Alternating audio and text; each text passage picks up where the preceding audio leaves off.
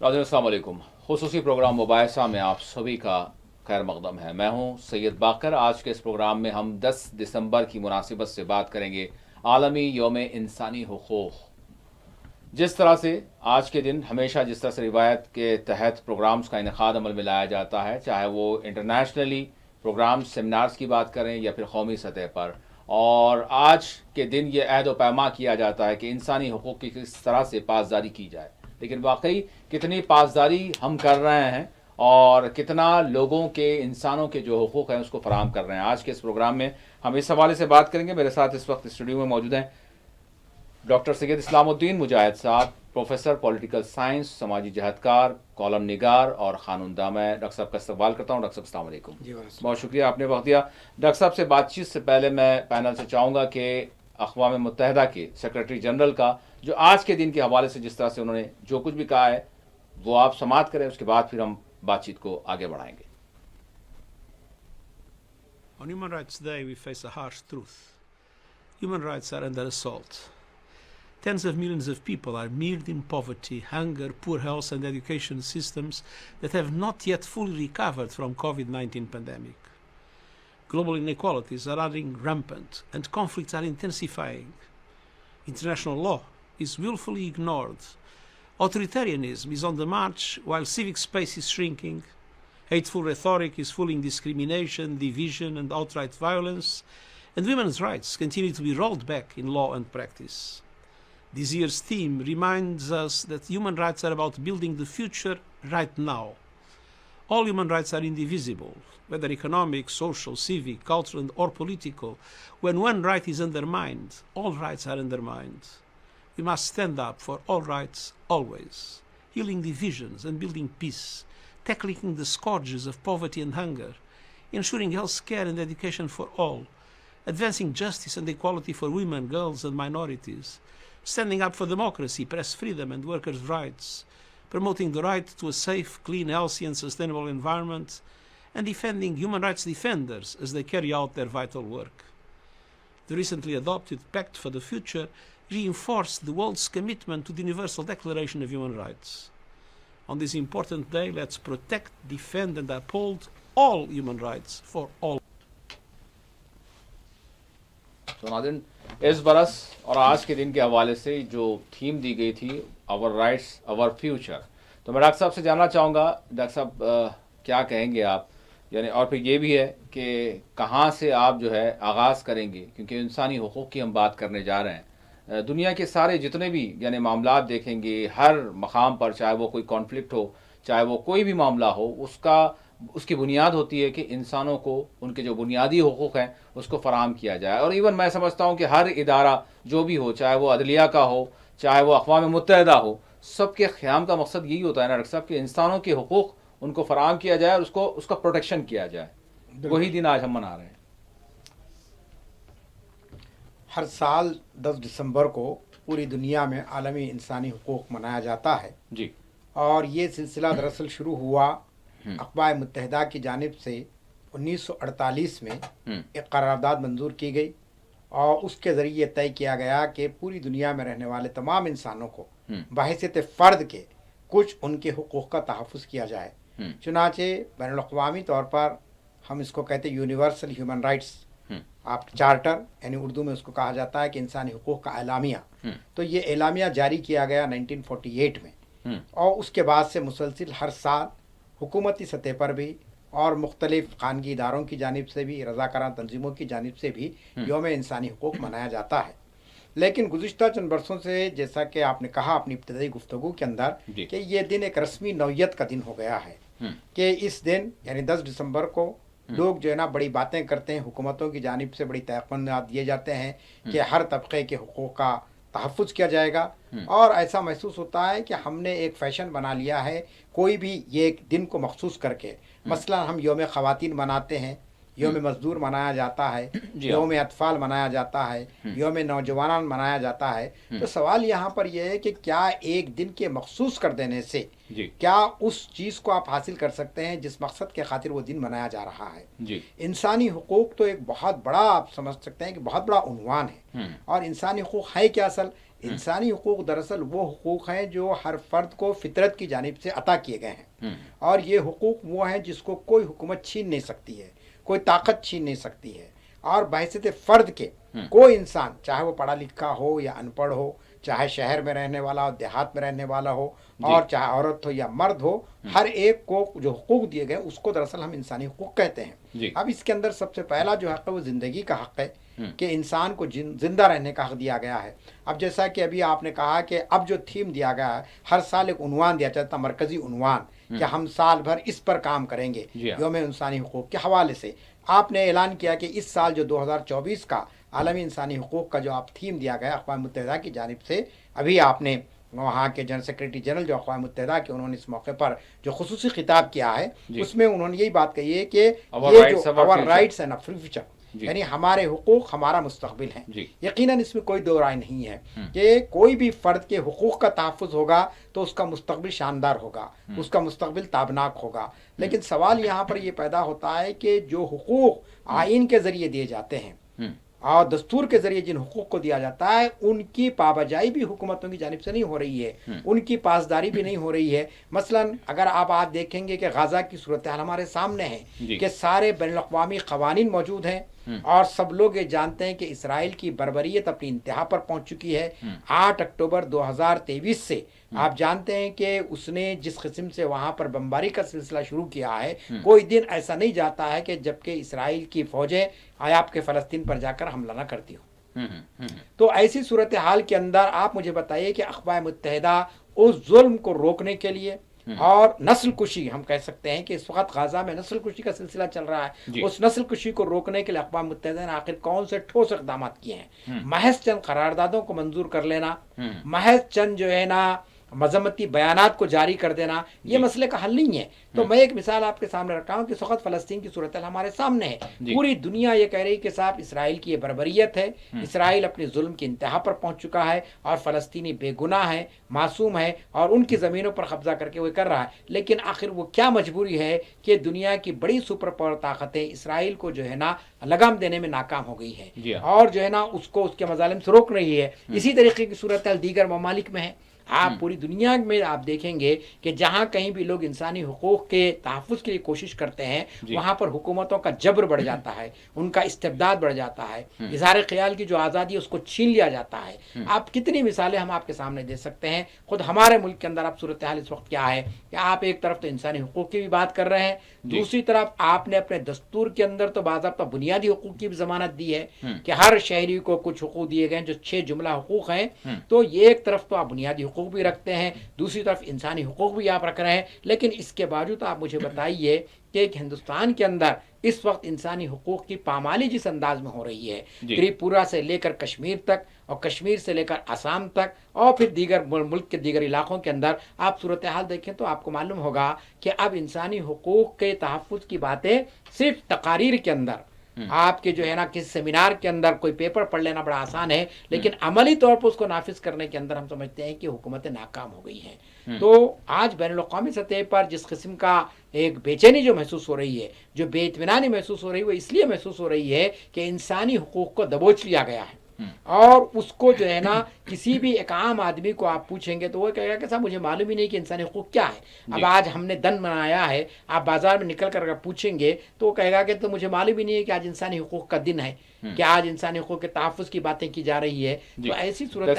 جائزہ اگر ہم لیں تو جس طرح سے عالمی سطح پر ضرور ہم اس منظر کا بھی جو ہے جائزہ لیں گے جس کا آپ نے بھی ذکر کیا، لیکن اس سے پہلے جس طرح سے دنیا کی سب سے بڑی جمہوریہ بھارت ہے، ہندوستان ہے، تو اب ہندوستان کے حوالے سے جس طرح کا بھی جو نریشن پیدا کیا جا رہا ہے، جس کے حوالے سے ایلیگیشنز لگ رہے ہیں بالخصوص اپوزیشن پر، اور وہاں پر یہی ہو رہا ہے کہ جمہوری حقوق، انسانی حقوق اور وغیرہ وغیرہ، تو ساری چیزیں اس کا جو ہے مرکز وہی انسانی حقوق کی بات ہوتی ہے، اور اس کو جو ہے سلب کیا جا رہا ہے، اس کو جو ہے پامال کیا جا رہا ہے۔ لیکن یہاں پر تو ایک جواب آپ کو سادہ سا یہ ملے گا کہ آپ دنیا کے حالات، اب ہم جائیں گے تو دیکھیں گے ضرور، لیکن ابھی یہاں اندر سے یہ بولا جاتا ہے کہ دنیا کے حالات دیکھیں آپ، بالخصوص یہاں کی مائنارٹیز کے حوالے سے کہا جاتا ہے، تو آپ بتائیں کہ مڈل ایسٹ میں مائنارٹیز جو ہیں یا پھر جو وہاں کی اکثریت ہے، خود ان کا کیا حال ہے، وہاں پر کس طرح سے وہ زندگی بسر کر رہے ہیں۔ آپ کو تو دم غنیمت ساری چیزیں مہیا ہے، کھا رہے ہیں، پی رہے ہیں، آپ کو جو ہے ملازمتیں مل رہی ہیں، اور آپ جو ہے سارے جو معاملات ہیں سب کے ساتھ جو ہے آپ انجام دے رہے ہیں، تو پھر وہ کون سے آپ کے انسانی حقوق ہیں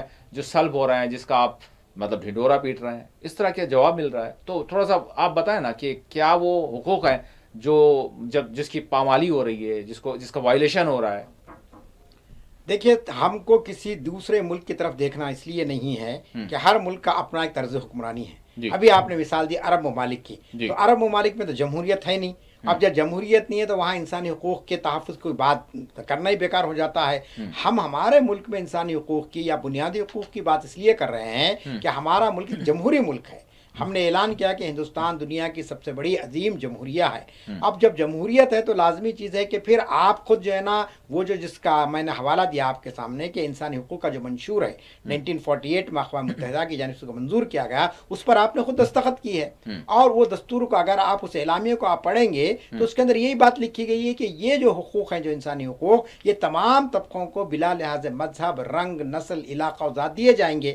اور اس کے اندر قانون کی بالادستی رہے گی، اور ہر ایک کا جو ہے نا انسان کا جو وقار ہے، اصل انسانی حقوق کے معنی یہ ہے کہ انسان کا جو وقار ہے اس کو باقی رکھا جائے گا، اس کی جو عظمت کو کم نہیں کیا جائے گا. تو اب آپ مجھے بتائیے کہ اگر ہم جمہوریت میں ہیں اور جمہوریت کا آپ ڈھنڈورا پیٹ رہے ہیں یہاں پر، تو پھر جمہوریت کے اندر جو اقلیتوں کے جو حقوق ہونا چاہیے اور دستور نے جو حقوق ان کو دیے ہیں، کیا اس کی پاسداری یہاں پر ہو رہی ہے؟ اگر ہو رہی ہے تو پھر پوری دنیا کیوں ہندوستان کے تعلق سے یہ کہہ رہی کہ یہاں پر سب سے زیادہ اس وقت انسانی حقوق کی پامالی ہو رہی ہے؟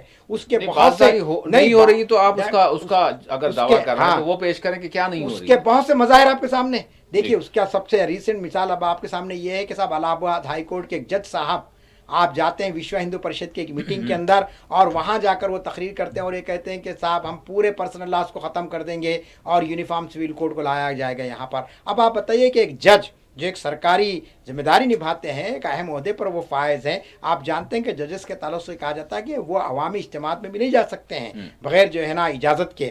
لیکن یہاں پر وہ گئے اور انہوں نے جو باتیں وہاں پر کی ہے اقلیتوں کے حوالے سے اور خاص طور مسلمانوں کے حوالے سے، آج کے اخبارات آپ پڑھیے دیکھیں کہ کیسا ہے کہ انہوں نے پورا زہر اگلا ہے اقلیتوں کے خلاف میں، اور یہ کہا کہ صاحب اگر یہاں پر رہنا ہے تو لازمی چیز ہے ہندو راشٹر یہ ملک بن کر رہے گا، یہاں اکثریت کی مرضی چلے گی. تو آپ بتائیے اس قسم کی باتیں اگر ججز کی جانب سے آئیں گے تو پھر اس ملک کا مستقبل کیا ہوگا؟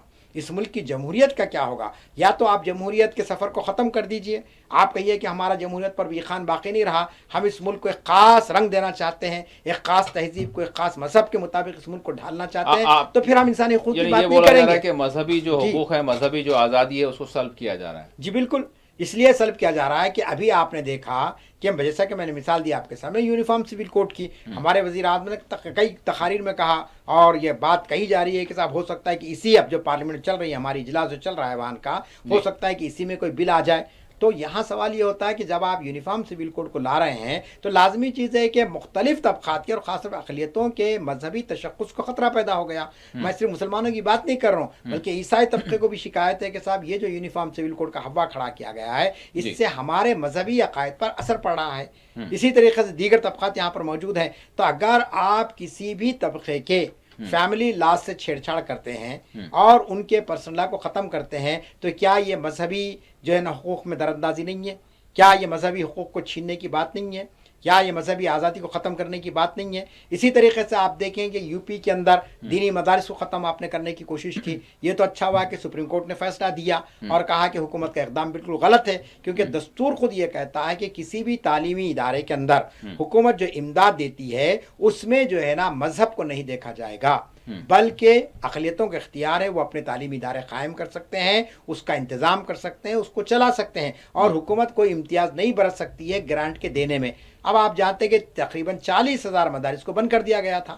آپ سپریم کورٹ نے مداخلت کی تو لازمی چیز ہے پھر اس کو کھول کیا گیا. پھر اہم اس وقت جو سب سے اہم مسئلہ چل رہا ہے وہ آپ جانتے ہیں کہ مذہبی عبادت گاہوں کے تعلق سے آپ نے پارلیمنٹ میں بل منظور کیا. 1991 کا قانون موجود ہے جو یہ کہتا ہے کہ سب پلیسز آف ورشپ کے تحت آپ نے کہا کہ 15 اگست 1947 کو جو عبادت گاہ جس حیثیت میں تھی، جس شکل میں تھی، جس حیثیت میں تھی وہ باقی رہے گی، اس سے کوئی چھیڑ چھاڑ نہیں کی جائے گی. لیکن آپ نے دیکھا کہ قانون اپنی جگہ پر موجود ہے، گیان واپی مسجد کا مسئلہ آپ نے چھیڑ دیا، متھرا کی عیدگاہ کا مسئلہ چھیڑ دیا. ابھی حالیہ دنوں میں آپ نے دیکھا کہ یو پی کے سنبھل کے اندر کس قسم سے جو ہے سو پولیس نے وہاں پر بربریت کا مظاہرہ کیا اور 5 نوجوانوں की वहाँ पे जान चली गई। अब उसके बाद आप देख रहे हैं कि अजमेर की जो दरगाह है, जहाँ पर बिला लिहाज मजहब हर फर्द वहाँ पर जाता है, उससे अकीदत रखता है, आपने कहा कि वो भी एक मंदिर है। तब अब सवाल ये पैदा होता है कि इस किस्म के वाक़यात क्या किसी तबके के मजहबी जज्बात को मजरूह कर रहे हैं या नहीं कर रहे हैं? क्या उनकी मजहबी आज़ादी को सल्ब करने की कोशिश की जा रही नहीं की जा रही है? ये बिल्कुल वाज़ेह है। सिर्फ एक मजहबी बात मत कीजिए, आप तालीम पर आइए। तालीम के मामले में आप क्या चाहते हैं कि इस मुल्क के अंदर एक ख़ास नज़रिए की तालीम हो, यहाँ पर किसी ख़ास जो है ना रिवायात को आम किया जाए। आपने देखा कि न्यू एजुकेशन जो पॉलिसी लाई गई है, इसके अंदर आपने रामायण को ला दिया है, कहा कि भाई बच्चों को रामायण पढ़ना चाहिए। अभी तो कहा कि वो ऑप्शनल है, रज़ाकाना तौर पर हम उसको इंट्रोड्यूस किया, हम अमली तौर पे नहीं करें। और उसमें आपने कहा कि योगा लाजमी कर दिया आपने, वहाँ पर आपने जो है ना बच्चों को डांस करना लाजमी कर दिया है। तो ये जो सूरत हाल पैदा होती है, इससे लाजमी चीज़ है कि किसी ना किसी तबके के हुकूक मुतासिर होते हैं। जब आप ये सब करते हैं तो फिर आप किस मुँह से आप ये कह सकते हैं कि हम इंसानी हुकूक के दावेदार हैं, हम इंसानी हुकूक का तहफ़्फ़ुज़ कर रहे हैं? अब आपने देखा कि बहुत से तकारीब हुए, यानी हुकूमती सतह पर भी हुए, और कहा गया कि साहब यहाँ पर सारे अक़लियतों को और सारे तबकों के ताल्लुक़ से बड़ा यहाँ पे इंसाफ किया जा रहा है, उनके साथ बड़ा मसावियाना सलूक किया जा रहा है, किसी को शिकायत नहीं है। बल्कि आगे आप देखें कि खुद हमारे तबके के लोग जो बीजेपी में शामिल है, वो खुद ये कहते हैं कि साहब हिंदुस्तान से ज़्यादा कोई सेफ मुकाम नहीं है मुसलमानों के लिए। यहाँ बिल्कुल वो महफूज है, उनकी इबादत गाह महफूज है, उनका दीन महफूज है, उनकी शरीयत महफूज है, उनके हकूक़ महफूज है। लेकिन अमलन सूरत हाल क्या है वो दुनिया देख रही है। तो डॉक्टर साहब, जहाँ तक हुकूमत पर लगने वाला इल्ज़ाम या फिर वो जो हुकूमत करने वाली जो पार्टी है उनसे नज़रियात से मुतासिर या फिर उस नज़रियात पर चलने वाले लोग, चाहे वो कोई लीडर हो या फिर कोई किसी तंजीम या ग्रुप से जो है उनका वास्ता हो, तो उनकी जानिब से यानी ये एलिगेशन, उन पर जो है ये एलिगेशंस हैं कि वो ये चाहते हैं कि इस मुल्क को एक मज़हब में, एक रंग में ढाल दें। तो इस एतबार से जो है जो यहाँ की अक़लियतें हैं और उनके जो पर्सनल लॉज हैं, जो उनका मज़हब है, उसका जो है तशख़्ख़ुस जो है उसको जो है ज़र लगाई जा रही है। तो एक चीज़ तो ये हो गई। मगर अभी आपने गुफ्तगू में ये कहा कि ये सारी चीज़ें ठीक है, अगर कोई हुकूमत चाहती है तो वक्तिया होगी बात, अगर कोई पार्टी चाहती है तो उनका मामला है, लेकिन आपका मुल्क जिसमें एक बाज़ाब्ता तौर पर दस्तूर है और क़ानून है और क़ानून के रखवाले हैं और फिर अदालतें हैं, जिस तरह से आपने जिक्र किया सुप्रीम कोर्ट का, तो अदालतें तो आपको अभी इंसाफ फराम कर रही हैं ना। तो इस एतबार से वो तो आपके लिए एक दरवाज़ा है, वो तो आपके लिए एक सहारा है। तो टोटल इन टोटलिटी दुनिया को ये पैगाम जाना कि यहाँ पर इंसानी हुकूक की जो है पामाली हो रही है, वायलेशन हो रहा है, तो क्या ये दुरुस्त है? क्योंकि अदालतें हैं आपके लिए। देखिए, मैं सिर्फ हिंदुस्तान की बात नहीं कर रहा हूँ, आज आलमी इंसानी हुकूक का दिन है। जी जी। हम ये कह रहे हैं कि कहीं पर भी किसी भी मुल्क में इंसानी हुकूक की पामाली होती है तो वो बिल्कुल गलत बात है। उसको जो है ना हर इंसान का अपना एक विखार है, उसका तहफ़्फ़ुज़ होना चाहिए। हर इंसान के कुछ हुकूक हैं, उसकी हिफाजत होनी चाहिए। अब आप ये कह रहे हैं कि हिंदुस्तान के अंदर अदलिया है। अब आपको बताऊँ कि मैं अदलिया को यहाँ से लेकर आप अक़वाम मुत्तहिदा तक मिला लें आप, जी बिल्कुल बिल्कुल बिल्कुल। आप देखिए, इंटरनेशनल कोर्ट है, इंटरनेशनल कोर्ट कौन सा रोल अदा कर रही है मुझे बताइए। गाजा के आपके फ़लस्तीन के मामले के अंदर बहुत से फैसले आ गए और सियानती काउंसिल में बहुत सी करारदादें मंजूर की गई, लेकिन क्या इसके बावजूद इसराइल को उसके मज़ालिम से रोका जा रहा है? क्या फ़लस्तीन के साथ जो है ना हिमायत का जो है सो कोई नहीं कोई ऐलान किया जा रहा है और उनकी जो है ना उनकी तहफ़्फ़ुज़ का कोई काम किया जा रहा है? तो ये सूरत हाल तो हिंदुस्तान से लेकर बैनुल-अक़वामी सतह पर पाई जा रही है। आपने कहा कि हिंदुस्तान का अदलिया बहुत ही यानी यहाँ पर एक पुरुम्मीद है लोग कि अदलिया के ताल्लुक़ से, लेकिन हम भी पुरुम्मीद है। लेकिन गुज़िश्ता एक हफ़्ते के अंदर के आप बयानात आप देखेंगे तो आपको मालूम होगा कि अभी जो ज्ञानवापी का मसला शुरू हुआ है, अभी जो संभल की मस्जिद का मसला शुरू हुआ है, आप बड़े बड़े माहिरीन क़ानून खुद ये कह रहे हैं कि ये दरवाज़ा जो है, भानमती का पटारा जो खोला गया है, ये हमारे साबिक़ा चीफ जस्टिस का कारनामा है। साबिक़ा चीफ जस्टिस जो चंद्रचूड़ साहब, आप जानते हैं कि उन्होंने ज्ञानवापी मस्जिद के सर्वे की इजाज़त दी और उसी वक्त ये सवाल उठाया गया था कि जब एक कानून मौजूद है कि मजहबी इबादत गाहों के तहफ़्फ़ुज़ का कानून आपने पास कर लिया 1991 में, अब उसके बाद फिर आपने कैसे इजाज़त दी? तो आप जानते हैं कि चीफ जस्टिस साहब ने क्या कहा? उन्होंने कहा कि इस कानून के अंदर ये बात नहीं लिखी गई कि किसी इबादत का सर्वे ना किया जाए। तो अब ये कैसी गैर मंतकी बात है? अगर आप सर्वे की इजाज़त देंगे तो लाजमी चीज़ है कि पूरे हिंदुस्तान की जितनी मसाजिद है, जितनी दरगाहें, अब सब हर जगह खुदवाई शुरू हो जाएगी। तो ये बात तो अब बड़े बड़े माहिरीन कह रहे हैं कि साहब सुप्रीम कोर्ट खुद ये सारे मसाइल की जिम्मेदार है। خود پی چدمبرم صاحب کا ایک مضمون آ چکا ہے جو مرکزی وزیر رہ چکے ہیں ہمارے اور بہت بڑے دانشور ہے، اور اسی طریقے سے دیگر بڑے بڑے دانشوروں کا بیان اگر آپ پڑھیں گے تو انہوں نے یہ کہا کہ صاحب سپریم کورٹ کا یہ کام تھا کہ جب بھی کوئی مسئلہ آتا عبادت گاہوں کا تو وہ اس قانون کے تحت اس درخواست کو مسترد کر دیتی، لیکن آپ دیکھ رہے ہیں کہ ہر مقامی عدالت جو ہے نا درخواست کو قبول نہیں کر رہی ہے بلکہ فوری سروے کا حکم دے رہی ہے. جیسے سنبل کی جامع مسجد میں ہوا کیا کہ درخواست دی گئی اور کچھ گھنٹوں کے اندر وہاں پر جج نے جو ہے نا سروے کا آرڈر دے دیا اور پھر فوری وہاں پر سروے کی ٹیم بھی پہنچ جاتی ہے. اب گجمیر کی درگاہ کا پوری دنیا جانتی ہے کہ درگاہ ہے، لیکن آپ نے دیکھا کہ وہاں مقامی عدالت درخواست کو قبول کر لیا. تو آپ کیسے آپ عدلیہ پر بھروسہ کر سکیں گے؟ کیسے آپ یہ کہہ سکیں گے کہ عدلیہ واقعی انسانی حقوق کا تحفظ کرنے میں پوری طرح کامیاب ہوئی ہے؟ یقیناً کچھ مرحلوں میں کامیابی ان کی ہوئی ہے، یقیناً کچھ شہریوں کے حقوق کا تحفظ ہوا ہے، ہم اس سے انکار نہیں کر رہے ہیں، لیکن من حیث القوم اگر آپ دیکھیں گے تو حکومتوں کا جو رویہ ہے ہم سمجھ رہے ہیں کہ عدلیہ کی بھی وہی رویہ ہوتا جا رہا ہے. میں نے مثال آپ کے سامنے دے دی کہ ایک سٹنگ جج الہ آباد ہائی کورٹ کے جج ایک تقریب میں جاتے ہیں، متنازع تقریب میں جاتے ہیں اور وہاں پر متنازع بیان دے دیتے ہیں، تب آپ بتائیے کہ عام لوگوں کا کیا رجحان ہو سکتا ہے؟ تو ڈاکٹر صاحب میں یہاں پر یہ جاننا چاہوں گا کہ بہت ساری چیزیں ہیں، بہت ساری فراہمیاں ہیں کہ انسانی حقوق کا تحفظ کیا جائے، تو کوئی ایک دو ادارے نہیں ہیں بلکہ ہمارے پاس ہم اگر دنیا میں دیکھیں تو بہت سارے ایسے ادارے ہیں جو کام کرتے ہیں. یعنی ہم دیکھتے ہیں کہ مشرقی تیمور یا پھر جنوبی سوڈان، یہ مطلب بہت ساری چیزیں ایسی، بہت سارے کانفلکٹس ایسے ہیں جس میں ہم نے دیکھا کہ جو عالمی عدالت ہے یا پھر جو عالمی طاقتیں ہیں وہ پیش رہیں، وہ مائنارٹیز کے جو ہے رائٹس کو لے کر، اور پھر یا پھر کہیں پر بھی اگر ظلم ہوتا ہے تو وہاں پر جس طرح سے ان کا ایکشن لیا گیا. تو جب یہ کہا جا رہا ہے کہ وہ ساری چیزیں پامال ہو رہی ہیں، لیکن ہم کچھ چیزیں وہ بھی دیکھتے ہیں کہ جہاں پر بڑا جو ہے یعنی بر وقت جو ہے کام کیا گیا، ایکشن لیا گیا، اس کی مثالیں ہمارے پاس موجود ہیں. تو یہ کیا چیز ہے؟ جیسے میں نے مشرقی تیمور کی بات کی، جیسے میں نے جنوبی سوڈان کے لوگوں کو انصاف فراہم کرنے کی بات کی، جیسے اگر آپ دیکھیں کہ عراق میں لوگوں کو جو ہے انصاف فراہم کرنے کے لیے حملہ ہوا، افغانستان سے جو ہے القاعدہ کے خاتمے کے لیے جو ہے وہاں پر حملہ ہوا تاکہ وہاں پر امن قائم ہو. تو اسی طرح سے جو ہے جو ڈکٹیٹرز ہیں ان کو ہٹانے کے لیے دنیا کی جو طاقتیں ہیں وہ پوری توانائی جھونک دیتی ہیں، وہ کام کرتے ہیں. یعنی مطلب یہ ہے آپ کا کہ دنیا سے ڈکٹیٹرشپ کو ختم کرنے کے علاوہ انسانی آبادی کو تہس نہس کر دیں گے آپ. اب آپ نے دیکھیے عراق میں آپ نے صدام حسین کا ہوا کھڑا کیا، آپ نے کہا کہ صدام حسین جو ہے نا نیوکلیر پاور رکھ رہا ہے لہٰذا اس کا خاتمہ ضروری ہے، اور ایک صدام حسین کو ہٹانے کے لیے آپ نے عراق کے لاکھوں لوگوں کو جو ہے نا مروا دیا وہاں پر. اسی طریقے سے افغانستان کے اندر آپ نے دیکھا کہ افغانستان میں آپ نے کہا کہ وہاں کا جو طالبان ہے وہ لوگ ذمہ دار ہے، وہاں پر جو 9/11 کا جو واقعہ ہوا ہے ہم اس کا بدلہ لے رہے ہیں، اور نتیجے میں آپ نے دیکھا کہ افغانستان کی آپ نے اینٹ سے اینٹ بجا دی اور معصوم لوگوں کو آپ جو ہے سو اگر صورتحال دیکھیں، اگر عرب ممالک کی باہر عرب کی بھی اگر ہم بات دیکھ لیں تو اس میں بھی کہیں نہ کہیں یعنی وہ عوام کو سپورٹ عالمی طاقتوں کی رہ رہی تھی ڈکٹیٹرز کے خلاف، جس میں جو ہے دیکھا گیا کہ جو ہے کچھ نہ کچھ جو ہے مدد فراہم رہی. ادھر شام میں بھی آخر کار بشار الاسد کو ہٹا دیا گیا، ادھر معمر قذافی کو ہٹا دیا گیا، ادھر حسنی مبارک کو ہٹا دیا گیا، ادھر جو ہے تیونسیا کے صدر کو ہٹا دیا گیا.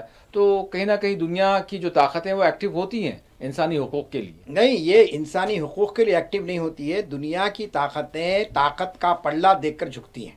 آپ دیکھ رہے ہیں کہ صاحب تیونس کا معاملہ آپ کے سامنے آیا، ایک نوجوان جو بے روزگاری سے تنگ آ گیا تھا اس نے جو ہے نا انقلاب کا نعرہ لگایا، اور چند گھنٹوں کے اندر آپ دیکھ 2011 کی بات ہے یہ تیونس کا جو پہلا وہاں پہ انقلاب آیا، اسی سے تو بہار عرب کا معاملہ شروع ہوا اور پھر مصر میں انقلاب آیا، پھر دیگر ممالک میں بھی صورتحال ایسی پیدا ہوئی ہے. تو اب آپ دیکھیں گے یہ جو بڑی طاقتیں پہلے تو ڈکٹیٹروں کو پالتی ہیں باضابطہ، ایک استبدادی نظام کو قائم کرتی ہیں. آپ ایران کو دیکھیے کہ رضا شاہ پہلوی نے کتنے مظالم وہاں پر نہیں ڈھائے تھے. 1979 سے پہلے کی آپ تاریخ اگر آپ پڑھیں گے تو ایران تو پورا پیرس بنا ہوا تھا اور پوری طریقے سے رضا شاہ پہلوی کو امریکہ کی پوری پشپناہی حاصل تھی. لیکن جب وہاں پر آیت اللہ خمینی کی قیادت میں لوگ نکلے انقلاب کے لیے اور لاکھوں میں وہ لوگ اپنے آپ کو جو پیش کیے جہاں اپنے جانوں کا نذرانہ، اس کے بعد آپ نے دیکھا کہ وہاں سے بادشاہ فرار ہو گیا اور اس کے بعد اس کو پناہ دی گئی اور عوامی تائید اس کو مل گئی. اب یہاں پر بھی آپ شام میں بھی دیکھیے کہ بشار الاسد गुज़िश्ता आप देखते हैं कि 1963 से इनका वहाँ पर इख्तिदार रहा। इनके वालिद थे हाफिज़ुल असद, वो एक लंबे अरसे तक हुकूमत वहाँ पर करते रहे। उसके बाद ये साहब आए और इन्होंने कुछ बड़े बड़े इन्वेशन काम भी करने के दावे किए थे और टेक्नोलॉजी को उन्होंने मुतारिफ किया, फलां किया। लेकिन बहार अरब के बाद आप देखेंगे कि बशार असद ने भी अपनी आवाम पर जुल्म की इंतहा कर दी। अब आप देखिए कि वहाँ के जेल खानों से जो खबरें आ रही है, वहाँ के कैद खानों से लोग छुड़ कर आ रहे हैं, तो कैसे कैसे उनके रूंगटे खड़ा होने वाले उनके बयानात हैं। तो अब ये जो ताकत देखती है, बड़ी ताकत है, तो फौरी जो है ना वो आवाम की तायद में आ जाती है। ये आवाम की तायद में नहीं आती। सद्दाम हुसैन पे भी लगता है, ये इल्ज़ाम मुअम्मर क़ज़ाफ़ी पे भी लगता है, ये इल्ज़ाम हुस्ने मुबारक पर भी लगता है, ये इल्ज़ाम यानी ट्यूनीसिया के सदर पे भी लगता है, ये इल्ज़ाम जो है अफ़गानिस्तान में जो भी थे उन पर भी लगाया गया अपने वक्त में। ये इल्ज़ाम यानी अगर हम देखें तो एक्चुअल उन बादशाहों पर भी लगता है जो अभी बरकरार हैं। नहीं तो ये बादशाह मतलब ये जो फैसले करने वाली ताकत है वो सही है, अब भी आप यही कह रहे हैं। नहीं, ये फैसले करने वाली ताकतें इन पर सवार होती हैं और इनको मनमानी करने का पूरा मौका देती हैं, और जब हालात बेकाबू हो जाते हैं तो इनका सहारा छोड़ देती हैं। मसलन अब आपने देखा कि भाई बशार अल असद का इख्तिदार का ख़त्म हुआ तो अमेरिका ने क्या कहा कि हमको कोई लेना देना नहीं है इनसे। अब इन्हों अगर इख्तिदार पर रहते हैं रहने दिए, या चले जाते हैं जाने दिए, हमारा कोई मामला नहीं है। और रूस ने भी अपने हाथ उठा लिए और जो है सो किसी किस्म कोई मदद वहाँ पर नहीं आ सकी। वहाँ पर कोई एक ही डिक्टेटर है, एक ही जालिम है, दूसरे नहीं है। नहीं, यहाँ उन्होंने उनको मदद की थी ना भाई, एक ज़माने तक उनकी मदद होती रही। अब ये सूरत हाल आप सब तरफ देखिए। आज अगर सऊदी अरब है तो आप मुझे बताइए क्या सऊदी अरब की अपनी कोई ताकत है, उनकी अपनी कोई फौज है? लाजमी चीज़ है कि वो अमेरिका पर पूरी तरीके से डिपेंड है, और अमेरिका जब तक चाहेगा वहाँ पर जो है ना ख़ानदान सऊद की हुकूमत रहेगी, और जब वो चाहेंगे लाजमी चीज़ वहाँ पर भी तख्ता पलट जाएगा, वहाँ पर भी कुछ लोगों को वहाँ पर तैयार किया जाएगा। तो ये तो एक इनकलाबात आते रहते हैं हर जगह पर, लेकिन बड़ी ताकतों के लिए उनका अपना मफाद होता है। वो ये देखते हैं कि हमारा मफाद किस में है। अगर वो डिक्टेटर के साथ रहेंगे, अगर उसकी हुकूमत बाकी रहने का चांस है, तो फिर क़त्ल ग़ारतगिरी का एक नया बाजार गर्म करेंगे वो। और अगर मालूम होगा कि डिक्टेटर के हाथों से इख्तियार जाने वाला है, अब इनकी तायद करना बेकार है, तो फौरी वो हाथ उठा लेते अपने। यही सूरत वहाँ पे पैदा हुई है। पूरे ममालिक में आप देखेंगे तो ये ताकत के मानने वाले, ये अपने मफाद के मानने वाले। असल में अब मुस्लिम हुक्मरानों को ये सोचना चाहिए कि इस बदलती सूरत हाल के अंदर इंसानी हुकूक का, तो आप जानते हैं कि इस्लाम सबसे बड़ा अलमबरदार रहा, और इस्लाम के अंदर जितने इंसानी हुकूक के तहफ़्फ़ुज़ की बातें की गई, सिर्फ बातें नहीं की गई बल्कि अमलन उसको नाफिज किया गया है। खिलाफत राशिदा के आप दौर को देखेंगे जो 30 साल कम विश 30 साल का दौर है, इसके अंदर आप देखिए किस तरीके से इंसानी हुकूक का तहफ़्फ़ुज़ किया गया। उसका अशरे अशीर भी मुझे आप बताइए किसी मुस्लिम हुकूमत में आपको नजर आता है, इंक्लूडिंग सऊदी अरब? क्या वहां पर लोगों को ऐसे हुकूक का तहफ़्फ़ुज़ दिया गया जो खिलाफत राशिदा के दौर में हम देखते थे? तो असल में इस्लाम का नाम ले लेना, इस्लामी हुकूमत कहना ये एक अलग बात है, लेकिन अपने अंदाज़े हुक्मरानी तो ये वही इख्तियार किए जो अमेरिका चाहता है, जो बड़ी ताकतें चाहती है, और उसका नतीजा है कि ज़वाल का आना ज़रूरी है। क्योंकि जो हुक्मरान अपनी ताकत पर, अपनी आवाम के एतमाद के साथ नहीं हुकूमत करेंगे, एक ना एक दिन उनका ये अंजाम होने वाला है, और ये कोई कोई गैर मुतवक्किल बात नहीं रहेगी। अब जिस तरह से डॉक्टर साहब, अब यानी बहुत सारी चीज़ें हैं इसमें। एक तो कॉन्फ्लिक्ट्स की भी बात हमने की, कॉन्फ्लिक्ट्स किस तरह से पैदा किए जाते हैं, किसको बिठाया जाता है, कब तक रखा जाता है, उसके बाद कब हटाया जाता है, किस तरह से जुल्म करवाया जाता है, फिर जो है नए नए ग्रुप्स को जो है तैयार किया जाता है, और फिर अभी बिलखुसूस हम देख रहे हैं कि एक यानी मुसलमानों के हवाले से इस्लामोफोबिया जिस तरह से जो है इसको यानी फैलाया गया, वो सारी चीज़ें हो रही है। अब इसके साथ साथ अगर हम देखें सारी दुनिया के इंसानों की बात करें तो अलग अलग कम्युनिटीज़ हैं, अलग अलग मज़हब के मानने वाले हैं। हम अफ्रीका की तरफ भी देखते हैं, कई ऐसे ममालिक हैं जहाँ का नाम अगर लेते हैं तो कोई जो है जाने को तैयार नहीं होता। तो दरहकीकत अगर हम इंसानों की जो है ज़रूरियात की बात करें, उनके खाने पीने की बात करें, उनके जीने के हक़ की बात करें, तो ओवरऑल सारी इंसानियत की अगर हम बात करें बिला मज़हब व मिल्लत, मैं आपसे सवाल करना चाहूँगा। और माशी यानी क्या बोलूँ मैं उसको, यानी मुमासिलत बोलें या फिर यकसानियत बोलें, मसावात की बात करें, माशी तौर पर हो, समाजी तौर पर हो, सियासी तौर पर हो, तो वो पैमाना क्या है? चले ये ताकतें किसी एक मज़हब के हवाले से ठीक है नाइंसाफ़ी करती हों या फिर तासुब से जो है काम लेती हों, लेकिन दीगर जो इंसान हैं, आबादियाँ हैं, उनके हवाले से कितना इनका रवैया अच्छा है, मैं जानना चाहूँगा। अफ्रीका है, एशिया है, बहुत सारे ममालिक हैं। जी नहीं, बहुत अच्छा आपने सवाल किया है।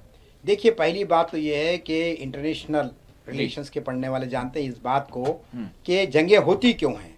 तसादुम होता क्यों है, टकराव क्यों होता है। जी। अभी आपने गवर्नर हमारे सेक्रेटरी जनरल की भी तकरीर आपने सुनी है, उन्होंने भी कहा कि दुनिया इस वक्त कॉन्फ्लिक्ट के तहाने पर है, तनाज़ात में घिरी हुई है पूरी दुनिया, हर मुल्क का दूसरे मुल्क से झगड़ा है यहाँ पर। तो ये तनाज़ात क्यों पैदा होते हैं? आप जानते हैं कि अमेरिका हथियार बनाता है, अब हथियार को बेचना है उसको ताकि उसकी अपनी इनकम में इजाफा हो सके, चुनाचे हथियारों की तैयारी होती है और हथियारों की फरोख्त के लिए तसादुम पैदा किया जाता है और तसादुम के नतीजे में जंगें होती है और इसमें जो है ना इंसानी जानों का इतलाफ होता है। तो हम ये कहना चाहते हैं कि अगर आप इंसानी हुकूक की बहाली चाहते हैं और लोगों के वो जो मुकाम एहतराम आदमियत का उसको बुलंद बाला करना चाहते हैं, तो लाजमी चीज़ है कि इन सवालों पर गौर करना चाहिए कि दुनिया से गुर्बत कैसे दूर हो, दुनिया से बेरोजगारी कैसे दूर हो, दुनिया से भूख कैसे दूर हो। आप जानते हैं कि करोड़ों लोग, आप मिसाल दे रहे हैं कि अफ्रीका के कई ममालिक ऐसे हैं जहाँ पर लोग बिल्कुल भूखे रहते हैं, फाका कशी के कई दौर उन पर चलते हैं और कई जगह पर ऐसा इतना डरावना बना दिया गया, डरावना बना दिया गया, आप सोच भी नहीं सकते, अरे वहां जाएंगे तो पता नहीं हाथ काट दिया जाएगा, उंगलियां काट दी जाएंगी,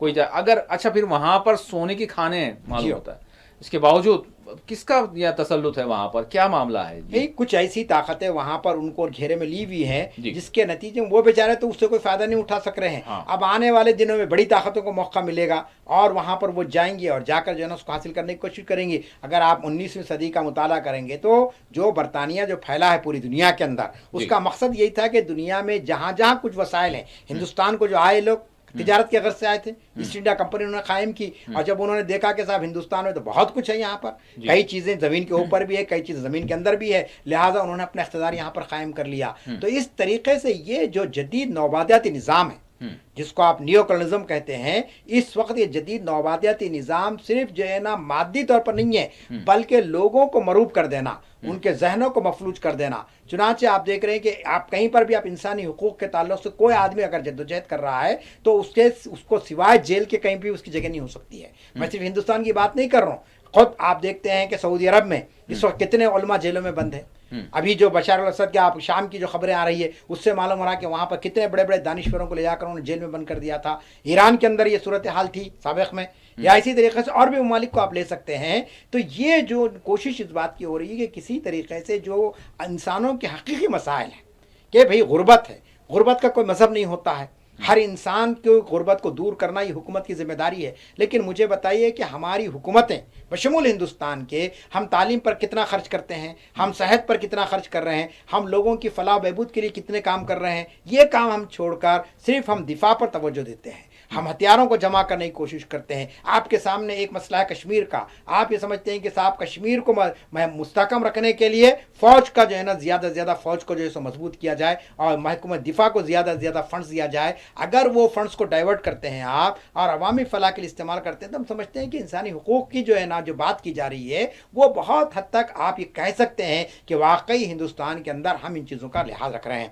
वरना आप मुझे बताइए कि ख़वातीन की सूरत हाल क्या है इस वक्त, कि किस दौर से वो लोग गुजर रहे हैं। सेहत की यानी जो मसाइल ख़वातीन को हमारे मुल्क में हैं, ये मैं समझता हूँ किसी और मुल्क में नहीं है। कितनी ख़वातीन जो है ना यहाँ पर छोटी छोटी बीमारी की वजह से दुनिया से रुखसत हो जाती है, कितने मासूम बच्चे हैं जो चंद दिनों के अंदर दुनिया से रुखसत हो जाते हैं, वक्त पर उनको दवाएं नहीं मिलती है, वक्त पर जो है सो उनका इलाज नहीं होता है। तालीम के मामले में आइए, कितने हज़ारों बच्चे इस वक्त आप तालीम के जेवर से जो है ना महरूम है। तो इंसानी हुकूक सिर्फ नारा नहीं है बल्कि इंसानी हुकूक के माने ये है कि इंसान बहैसियत इंसान के जो मुकाम है उसका एक बहुत ही आला मुकाम इंसान का, तो उस लिहाज से उसका दर्जा दिया जाए, उसको मौक़े दिए जाएँ। इसीलिए तो कहा गया कि our rights are our future, कि हमारे हुकूक ही दरअसल हमारा मुस्तकबिल है। अब यहाँ तो हुकूक की बात ही करना गुनाह हो जा रहा है, हुकूक की बात ही करना जुर्म हो जा रहा है। जहाँ आपने हुकूक की बात की, चाहे वो सहाफ़ी हो, चाहे वो वकील हो, चाहे यूनिवर्सिटी का प्रोफेसर हो, आप देख रहे हैं कि कोई शख्स अगर इंसानी हुकूक की बात करता है तो उस पर मुख्तलिफ़ किस्म की पाबंदियाँ आ जाती है। अभी गुज़िश्ता हफ्ते हमने खुद प्रोग्राम किया और आपने देखा कि APCR जो तंजीम है सिविल राइट्स के ताल्लुक से, इंसानी हुकूक के तहफ़्फ़ुज़ के ताल्लुक से, उसके ज़िम्मेदार को हरासा किया जा रहा है। उस शख्स का क्या कसूर है? वो जैसा सिर्फ ये बता रहा है कि साहब फलां जगह पर ये हुआ है, फलां जगह पर इस किस्म से नाइंसाफ़ी हो रही है, फलां जगह पर पुलिस का जुल्म ऐसा हो रहा है। अब आप बताइए कि हक़ायक़ को पेश करना, नदीम खान साहब यही काम कर रहे हैं, वो एक मिशन बनाकर काम कर रहे हैं और वो काम एक ऐसा काम है कि जो इंसानी हुकूक का बहुत ही अहम तरीन काम है। और हुकूमत का तो काम ये था कि उनको अवार्ड देती, اور ان کی خدمات کا جو ہے نا ستائش کرتی، بجائے اس کی جو ہے ان کو ہراساں کیا جا رہا ہے اور ان کو جو ہے پابند کیا جا رہا ہے کہ صاحب یہ نہ کرے، وہ نہ کرے، فلاں نہ کرے. تو ایک مثال تو ندیم خان صاحب کی آپ کے سامنے آئی. ایسے کئی لوگ ہیں جو آج بھی آپ دیکھیں گے جیلوں میں بند ہے. تو انسانی حقوق کا تحفظ اسی وقت ہوگا جب کہ آپ ہر شخص کی اہمیت کو سمجھے، ہر فرد کی صلاحیتوں کا استعمال کریں اور ہر فرد کو اس کا جو مقام، مستحقہ مقام، وہ مقام اس کو دیں. تبھی آپ انسانی حقوق کے تحفظ کی بات کر سکتے ہیں. آخری سوال میں کروں گا، ہمارے پاس 4 منٹ رہ گئے ہیں. چاہوں گا کہ میں آپ، بہرحال یہ ناکافی ہوگا آپ کے لیے، آپ بہت کچھ اس پر شاید گفتگو کر سکتے ہیں، لیکن سوال یہاں پر یہ ہے کیونکہ انسانی حقوق کی بات کریں تو ہر قوم میں، ہر ملک میں، ساری دنیا سر جوڑ کر جو ہے انسانی حقوق کی جس طرح سے بات کرتے ہیں روایتاً، لیکن اس درمیان ہم نے یہ بھی دیکھا کہ بہت سارے سویلائزیشنز بھی آئے اور اس میں ہم نے مختلف نظریات کو بھی دیکھا. تو میں جاننا چاہوں گا کہ دنیا اس مرحلے سے گزر چکی ہے اور وہ مختلف نظریات کو جو ہے یعنی تجربہ اس پر کیا بھی گیا ہے. ہم چائنا کو بھی دیکھتے ہیں، ہم رشیا کو بھی دیکھتے ہیں، ہم مغرب اور یورپ کو بھی دیکھتے ہیں. الگ الگ تہذیبیں، انسانی حقوق کی بات سبھی نے کی ہے اور لوگوں کو جس طرح سے آپ نے غربت کے خاتمے کی بات کی، بہت ساری جو ہے نظریات ابھرے، انقلاب آئے. تو وہ پھر کیا وجوہات ہے کہ جو ہے آج پھر ہم وہی جو ہے اسی ڈگر پر ٹھہرے ہوئے ہیں؟ کیا وہ معاملہ ہے جس کی کمی ہو رہی ہے اور وہ کون سا ایسا مطلب نظریہ ہو سکتا ہے جس کو واقعی امپلیمنٹ ہونا چاہیے تاکہ انسانی حقوق کی جو ہے واقعتاً جس طرح سے یعنی اس کا حق ادا ہونا چاہیے، وہ کیا چیز ہے؟ کہاں ہم سے کیا چھوٹ ہو رہی ہے؟ دیکھیے وقت بہت کم ہے. میں 2 ہی باتیں کہنا چاہتا ہوں کہ نظریات کو لا لینا کمال نہیں ہے. آپ جانتے ہیں کہ 18ویں 19ویں صدی کے اندر 2 بڑے نظریات آئے. میں دوسرے نظریات پہ گفتگو نہیں کروں گا. ایک نظریہ کمیونزم کا تھا اور کمیونزم کا نظریہ تھا اس بنیاد پر کہ ہر شخص کو اس کا حق دیا جائے اور اس کے اندر آپ جانتے ہیں کہ انہوں نے صاف طور پر کہا تھا کہ بھائی اسٹیٹ کا کوئی معاملہ نہیں رہے گا، ہر شخص کو آزادی رہے گی اور جو کچھ بھی کمائیں گے وہ جو ہے نا برابر برابر تقسیم ہوگا، امیر غریب کا کوئی جو سفر باقی نہیں رہے گا. لیکن آپ نے دیکھا کہ کمیونزم کا جو نعرہ اٹھایا تھا اور کارل مارکس نے جو بات کی تھی وہ 100 سال کے اندر وہ نظریہ ڈھیر ہو گیا کیونکہ USSR کے اندر جس طریقے سے انسانی حقوق کی پامالی ہوئی 1970s کے دور میں، آپ اندازہ نہیں کر سکتے ہیں کہ لوگوں کو جو ہے نا بولنے کا بھی اختیار نہیں تھا. سائبیریا کے جنگل میں لے جا کر انہوں نے چھوڑ دیا اپنے مخالفین کو اور جیسے ایک پارٹی کی وہاں پر حکومت انہوں نے قائم کی. تو یہ کمیونزم ناکام ہوا. دوسری طرف کیپٹلزم کا دور آیا جو امریکہ جس کا نقیب رہا ہے، علمبردار رہا ہے. اور کیپٹلزم کی بنیاد کیا تھی کہ صاحب یہاں پر بھی ہر ایک کو آزادی رہے گی، شخصی آزادی. اس کی بنیادی شخصی آزادی پر ہے. ایک فرد ہے اور فرد کی اہمیت ہے اور اس کے اندر کوئی مداخلت نہیں کی جا سکتی ہے.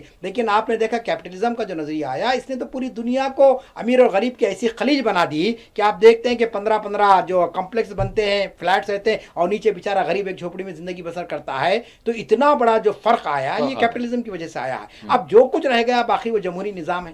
اب جمہوری نظام کے اندر کم از کم یہ حق تو آپ کو دیا جا رہا ہے. سوشلزم بھی ہے. سوشلزم بھی آپ دیکھتے ہیں کہ وہ ایک بدلی ہوئی شکل تھی کمیونزم کی کیونکہ کمیونزم کے اندر مذہب کی مخالفت کی گئی تھی. کہا گیا کہ بھائی مذہب کچھ کوئی چیز نہیں ہے، بلکہ کارل مارکس نے کہہ دیا تھا کہ ریلیجن از اے اوپیم، کہ مذہب ایک افیم ہے. لوگوں کو افیم دے کر جو ہے نا ان کو جیسا انسان افیم کھانے سے جیسا بے ہوش ہو جاتا ہے، بدحواس ہو جاتا ہے، ایسا ہو جاتا ہے. تو اب سوشلزم میں انہوں نے مذہب کو نہیں کہا، انہوں نے مذہب کی مخالفت نہیں کی. یہ کہا کہ صاحب سوشلزم کے ذریعے ہم ترقی دے سکتے ہیں دونوں ملا کر، لیکن وہ بھی ناکام ہو گیا. تو ہم سمجھتے ہیں کہ جو کچھ بھی اب نظام اس وقت دنیا میں رائج ہے اگرچہ کہ مستقل نہیں ہے. جمہوریت پر ہم کو اس لیے نہیں ہے کہ صاحب آپ جانتے ہیں کہ سیاسیات کا جو بانی ہے، بابا سیاست جس کو ہم کہتے ہیں ارسطو نے کہا کہ دی worst form of government is a democracy. اگر میں کہوں تو غلط بات ہوگی. ارسطو نے کہا، ارسطاٹل نے کہا یہ بات کہ سب سے بدترین نظام جمہوریت ہے اور اس کی دلیل اس نے یہ دی تھی کہ جمہوریت میں ہر شخص لوٹتا ہے، ہر ایک جو ہے کمانے لگ جاتا ہے. تو لوگوں نے سوال کیا پھر اس کی جگہ پر کیا ہونا چاہیے؟ تو اس نے کہا صاحب کہ یہ جو اگر آپ مونارکی کہیں گے بادشاہ رہے گا تو انہیں ایک کھائے گا، کتنا کھائے گا؟ ایک خاندان کھائے گا، لیکن لوگوں کو تو فائدہ ہوگا اس کے ذریعے سے. تو یہ جو صورتحال ہے، اقبال نے بھی یہ بات کہی تھی کہ جمہوریت ایک طرز حکومت ہے کہ جس میں بندوں کو گنا کرتے تولا نہیں کرتے. اب لیکن ایک حل یہی ہے کہ جمہوریت ایک نظام ہے ہمارے پاس، لیکن اگر آپ یہ سوال کریں گے کہ ایک مستقل حل اگر آپ چاہتے ہیں دنیا کے اندر، انسانی حقوق کا تحفظ چاہتے ہیں، معاشی نظام کو استحکام کرنا چاہتے ہیں، سماجی برابری کو قائم کرنا چاہتے ہیں، تو میں بلا تردد کے کہہ سکتا ہوں وہ اسلامی نظام ہے. کہ ایک اسلام نے جو نظام قائم کیا تھا 1400 साल पहले। सारे और जलजला आ जाएगा कई जी जगहों। नहीं, तो मैं ये कह रहा हूँ कि नहीं, इस्लाम अदल का निज़ाम कायम करना चाहता है, इंसाफ का निज़ाम कायम करना चाहता है, तो लाजमी चीज़ है कि आवाम को इजाज़त दी जाए, आवाम सोचे, गौर करें। क्योंकि देखिए, मुतबादिल तब आप गौर नहीं करेंगे, तनकीद से कोई चीज़ हासिल होने वाली नहीं है। कि अगर आप जमहूरियत को नाकाम करार देते हैं तो उसके मुतबादिल क्या होगा? उसके मुतबादिल एक निज़ाम आपके पास यानी कि मौजूद है। मतलब निज़ाम ज़िंदगी, मजहब आए, ठीक है, आप अपना ज़ाब्ते हैं, मजहब ज़ाब्ते हैं, आप हाँ। अपना इख्तियार देखिए, करें, उस पर देखिए, रहें, इस्लाम लेकिन जो में इंसानों के हुकूक है उसको जो है देखा जाए, एब्स्ट्रैक्ट किया जाए, उस पर जो है बहस हो। बिल्कुल बिल्कुल ये कह रहे हैं। मैं आपसे कहना चाहता हूँ, अक़वाम मुत्तहिदा का जो मंशूर है ये जी। इंसानी हुकूक का एलामिया, ये पूरे का पूरा एलामिया आप जानिए, आप तहकीक कर लीजिए, ये नबी करीम सल्लल्लाहु अलैहि वसल्लम का वो खुतबा है जो आपने हज्जतुल विदा के मौके पर दिया था। खुतबा हज्जतुल विदा ही दरअसल इंसानी अलामिया है। अब ये इनकी बददियानती है कि उन्होंने उसका ऐलान नहीं किया। उन्होंने कहा कि हमने इसको तैयार किया है। अगर आप खुतबा हज्जतुल विदा को पढ़ेंगे और इधर आलमी इंसानी मंशूर को पढ़ेंगे तो आपको कोई फर्क महसूस नहीं होगा। तो ये चीज़ के ये जो आपका दोहरापन है इसको ख़त्म करना चाहिए। और हम आपसे ये कहना चाहते हैं कि इस्लाम के अंदर जो निज़ाम अदल है और जो निज़ाम मसावत है उसको आप पढ़िए, समझिए। क्योंकि इस्लाम जो है ना, कोई एक सिस्टम ऑफ लाइफ है। ये कोई जो है सो रिवाजों का मजहब नहीं है, ये कोई रस्मों का मजहब नहीं है कि साहब बस एक नमाज पढ़ लीजिए, रोज़ा रख लीजिए, कुछ विर्द कर लीजिए, बल्कि ये एक निज़ाम है। और इस निज़ाम को कायम किया अल्लाह के रसूल ने 1400 साल पहले मदनी दौर में। बस इसी पे मैं ये कहना चाहता हूँ आपके सामने। बहुत बहुत शुक्रिया डॉक्टर साहब। बहरहाल ये मामला है और फिर इसके साथ शायद उस निज़ाम को यानी उस पर अमल करने के लिए और उसको इम्प्लीमेंट करने के लिए वैसी नीयतें भी जो है होनी चाहिए। क्योंकि जब अफराद भी होनी चाहिए, वो जो है यानी उनके अंदर जो है कुछ बेहतर करने की, इंसानियत के साथ जो दावे करते हैं वो अमली तौर पर वो करें। अगर वो भी चीज़ नहीं होगी तो शायद वही हशर होगा जो आज हम पूरी दुनिया में हो रहा है। बहुत बहुत शुक्रिया डॉक्टर साहब, आपने वक्त दिया। नाज़रीन, इसी के साथ खुसूसी प्रोग्राम मुबाहिसा अपने अख्ताम को पहुँचता है। अल्लाह हाफिज़।